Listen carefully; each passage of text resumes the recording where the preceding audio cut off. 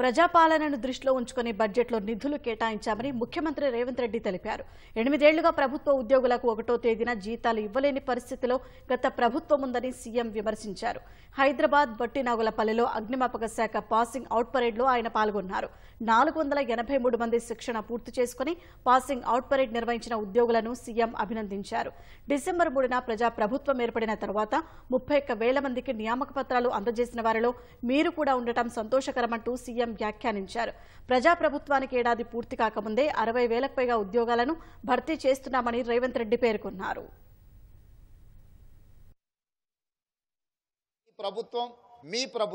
ఈ ప్రభుత్వం అధికారంలోకి వచ్చింది, నేను ముఖ్యమంత్రిగా ప్రమాణ స్వీకారం చేసింది, లేదా మా మిత్రుడు మంత్రిగా ప్రమాణ స్వీకారం చేసింది ప్రజల యొక్క ఆకాంక్షలు నెరవేర్చడానికి, ప్రజల యొక్క ఆలోచనలు వినడానికి, ప్రజలు చేసే సూచనల్ని అమలు చేయడానికి మాత్రమే మేము ఇక్కడ ఉన్నాం. ఈ ప్రభుత్వానికి ఎలాంటి భేషజాలు లేవు. ఈ ప్రభుత్వం ప్రజల యొక్క ఆలోచనలకు అనుగుణంగా నడిపించాలన్నదే మా లక్ష్యం. దాంట్లో భాగంగానే నిన్న ఆర్థిక మంత్రివర్యులు ఉప ముఖ్యమంత్రి గారు బట్టి విక్రమార్క గారు 2,91,000 పైచిలుకు కోట్ల రూపాయలను బడ్జెట్ ను ప్రవేశపెట్టి విద్యకు, వ్యవసాయానికి అత్యంత ప్రాధాన్యత ఇచ్చి ఈ రాష్ట్రంలో నిరుద్యోగ యువకులకు, పేద కుటుంబ సభ్యులకు నాణ్యమైన విద్యను అందించడమే కాకుండా ఈ రాష్ట్రంలో ఉండే వ్యవసాయం చేసుకునే రైతులకు పూర్తిగా సహాయం అందించాలన్న లక్ష్యంతో నిన్న ప్రవేశపెట్టిన బడ్జెట్ లో నిధుల కేటాయింపు జరిగింది. నిన్న ప్రవేశపెట్టిన బడ్జెట్ వాస్తవాలకు అనుగుణంగా ప్రజాప్రభుత్వం యొక్క ప్రాధాన్యతలను దృష్టిలో పెట్టుకొని health, education, employment and irrigation మీద ప్రత్యేకమైన ఫోకస్ పెట్టడం జరిగింది. ఇంకొక మాట నేను గర్వంగా చెప్పగలను. గత 8 సంవత్సరాల నుంచి ప్రభుత్వ ఉద్యోగుల యజమాని రాష్ట్ర ప్రభుత్వం. ఆ యజమాని ప్రతి నెల 1వ తారీఖు నాడు జీత భత్యాలు ఇవ్వకపోతే ఆ యజమాని పట్ల విశ్వాసం కోల్పోతాడు ఉద్యోగి. ఏ విధంగా అయితే ప్రైవేట్ లో వ్యక్తుల దగ్గర ఉద్యోగాలు చేసుకునే కుటుంబాలు యజమాని 1వ తారీఖు నాడు జీతం ఇవ్వకపోతే, జీతం ఎప్పుడొస్తుందో తెలవకపోతే ఆ కుటుంబం యొక్క ప్రణాళికలు వేసుకోవడానికి కష్టమవుతుంది. కానీ 8 సంవత్సరాల ఆనాటి పార్టీ ప్రభుత్వం ఎప్పుడు జీతభత్యాలు ఇస్తాలో తెలియని గందరగోళ పరిస్థితి సృష్టిస్తే అధికారం చేపట్టిన వెంబడే ఉప ముఖ్యమంత్రి గారు ఆర్థిక నిబద్ధత పాటించి ప్రభుత్వ ఉద్యోగులకు 1వ తారీఖు నాడు జీతభత్యాలు ఇచ్చే విధంగా 1వ తారీఖు నాడు ఖచ్చితంగా మీ ఖాతాలో మీ జీతం పడే విధంగా ఈ ప్రభుత్వం పట్ల మీకు సంపూర్ణమైన విశ్వాసం కల్పించడానికి ప్రయత్నం చేసిండు.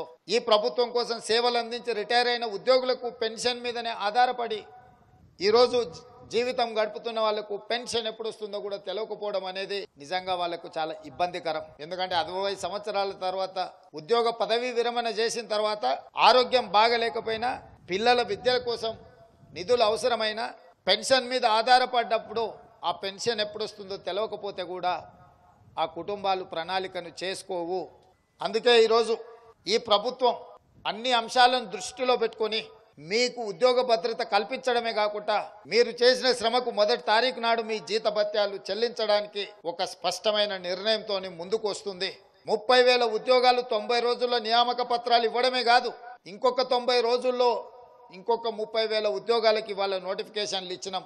డిఎస్సి నోటిఫికేషన్ ద్వారా 11,000 టీచర్ పోస్టులను భర్తీ చేయాలని, గ్రూప్ 1, గ్రూప్ 2, గ్రూప్ 3లో కూడా ప్రభుత్వ ఉద్యోగ నియామక పత్రాలు ఇవ్వాలని, వివిధ శాఖలలో వచ్చిన ఖాళీలను దాదాపుగా ఇంకొక 30,000 పైచిలకు ఉద్యోగ నియామకాల కోసం పోటీ పరీక్షల్ని ఈ ప్రభుత్వం నిర్వహిస్తున్నది.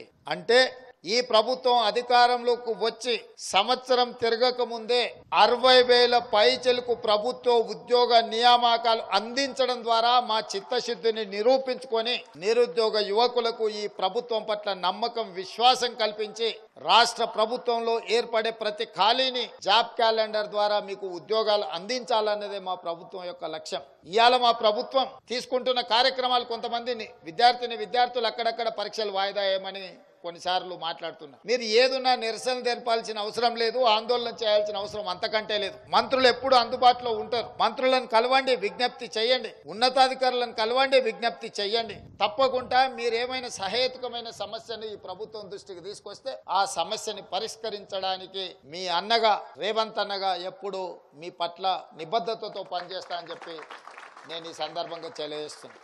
చివరిగా నాది ఒకటే మాట. ఈరోజు ప్రభుత్వ ఉద్యోగులుగా మీరు చేపట్టబోతున్న బాధ్యత మీ తల్లిదండ్రులను, మీ అక్కా చెల్లెలను మంచిగా చూసుకోండి.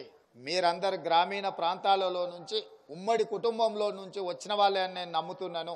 ఈ కాలంలో యువకులకు ఉద్యోగాలు రాగానే గ్రామాలలో ఉన్న తల్లిదండ్రుల పట్ల చూపించాల్సినంత బాధ్యత చూపిస్తున్నట్టుగా కనిపించడం లేదు. అక్కడక్కడ గ్రామాలకు వెళ్ళినప్పుడు తల్లిదండ్రులు ఫిర్యాదు చేస్తున్నారు, సార్ మా పిల్లవాడు మమ్మల్ని సరిగ్గా చూసుకోవడం లేదు అని. అందుకే దయచేసి ఈరోజు బాధ్యత చేపడుతున్న మా యువమిత్రులకు నా సూచన, కన్న తల్లిదండ్రులు, తొడబుట్టిన అక్క చెల్లెళ్ళు మనతో పాటు వాళ్ళ గౌరవం పెరిగే విధంగా, వాళ్ళని ఆదుకునే విధంగా మన ఆలోచన ఉండాలి. ఆ విధంగా మీరు అందరూ ఉంటారని ఆశిస్తూ మరొక్కసారి మీకు శుభాకాంక్షలు తెలియజేస్తూ సెలవు తీసుకుంటున్న మిత్రులారా.